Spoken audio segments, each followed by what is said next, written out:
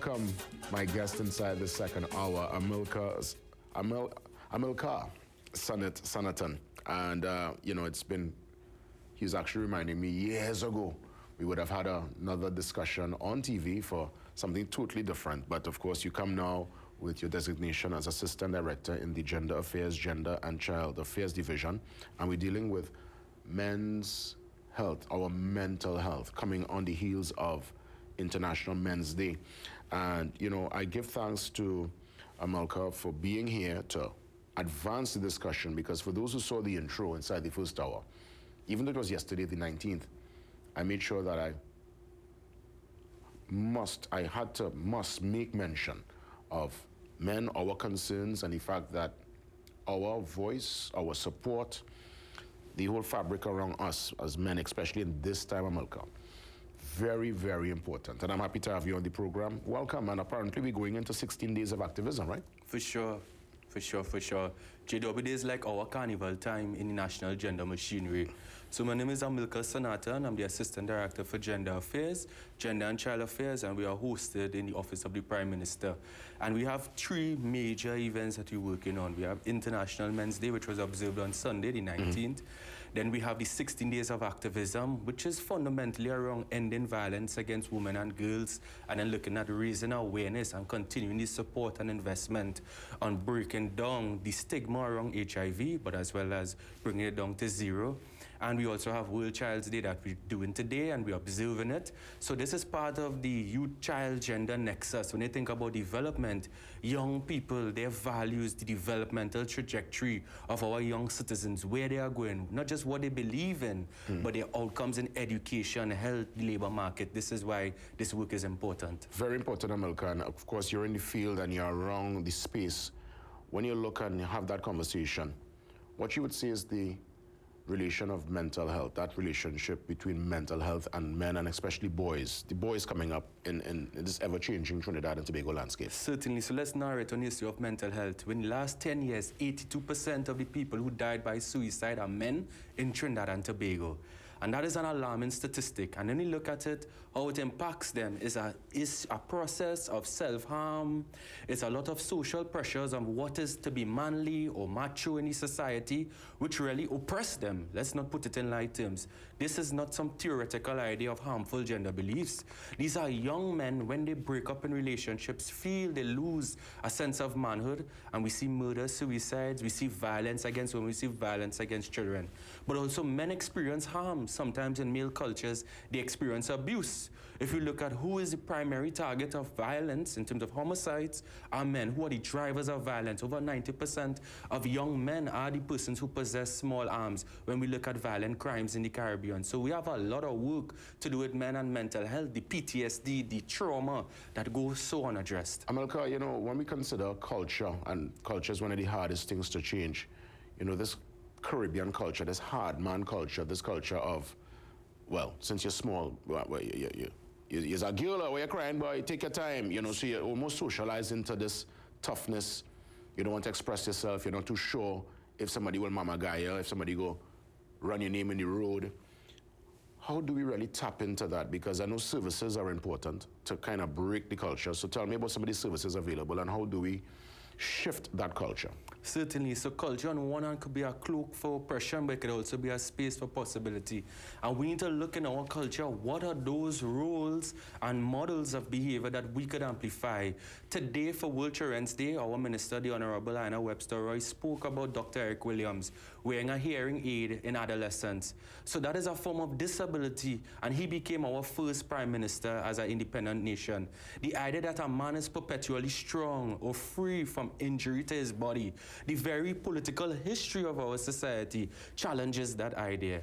And next thing, when we look at our culture, we can't keep associating femininity with weakness. If you throw like a girl, it means they did a bad throw.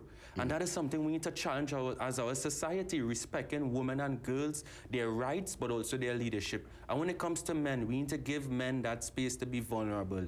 Vulnerability not as a sign of weakness, but a place for strength. Because vulnerability means that you're honest with yourself. to register a feeling, and the resources that are available, you look at, yes, the public health sector, we have clinical support around mental health, we have the suicide and mental health hotline, and in gender affairs, we have the domestic violence hotline and the child hotline. Amilcar, we consider today, as you said, Days for the Children, Universal Day. Children go to school. You've been there, I've been there. I mean, obviously, we could all recall from our experience, there would have been children going through issues, deviant behavior. Now, obviously, it's been captured on, because it's film, it's been captured on the cell phone. And I guess there is this conversation now that, you know, mental health and how the children conducting themselves in schools and people are concerned. What's in place for that, and is there indeed a mental health crisis in our nation's schools? We have a mental health crisis in the society, and we have to do our best with the media, with civil society, and surely with the state. The state is to provide the infrastructure and the resources, but the people have to mobilize. And in the Ministry of Education, they do a lot more in terms of the training of the cadre, the teaching labor force to be attentive to that, but also the student services development to respond to it. And when we see maladaptive behaviors in the classroom, it's not just to punish, but to provide the psychosocial support that is necessary. That exists. But let me tell you this thing, JW, this exists long time. When I was going to school, I have peers who were dyslexic, and we used to have corporal punishment in schools. Were asked to read and spell a word on the board, and then they were beaten because they couldn't spell it, because we didn't recognize dyslexia, and the class laughed at them. And they would grow up to repudiate authority in all kinds of ways. And boys receive more licks in schools. We have studies on that when we had corporal punishment in the classroom. So the abuse boys experienced, even though girls were abused as well, but boys got more lashes. There was this idea that we could discipline the male body, that boys were unruly, that being sweaty at break time and lunchtime was something that used to get you in trouble when they were trying to play. And we were saying that we wanted a society that understood the sport pursuits of young men and women. So these are the challenges boys grow up with, and we need to create safe spaces for them.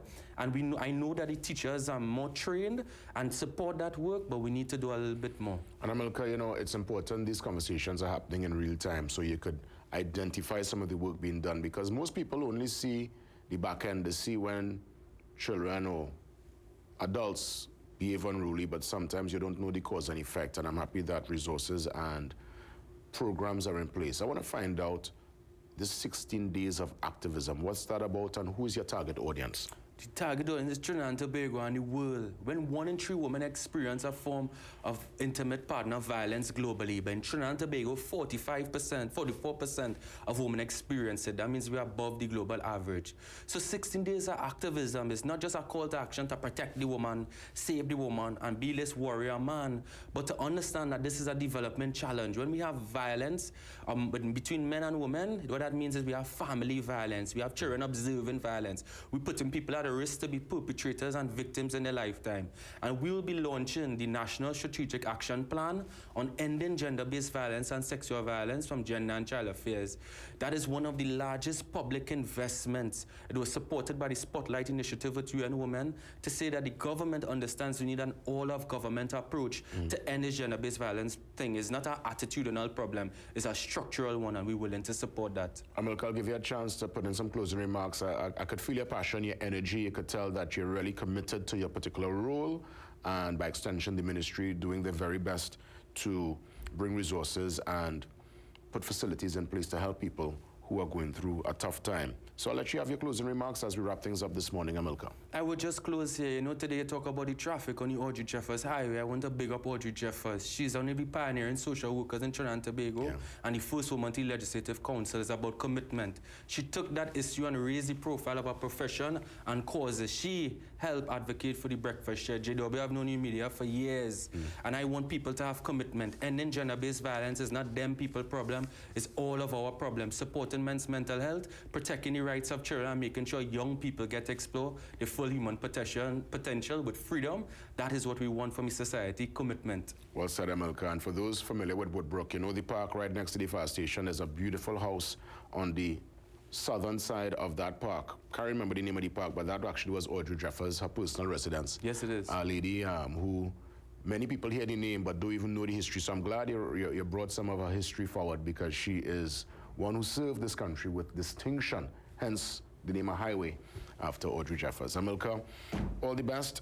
Feel free to come anytime. Let's continue the conversation. And well done on the work you're doing. Thank you, Jerry. Up next, we get ready to touch base with Independent Senator Dr. Paul Richards. We are dealing with disability laws and rights, a very important discussion. When I heard he was coming on, I was so happy because this is what I'm very passionate about, and let's find out what's happening via the House so we could really make this active and make it happen here in Trinidad and Tobago.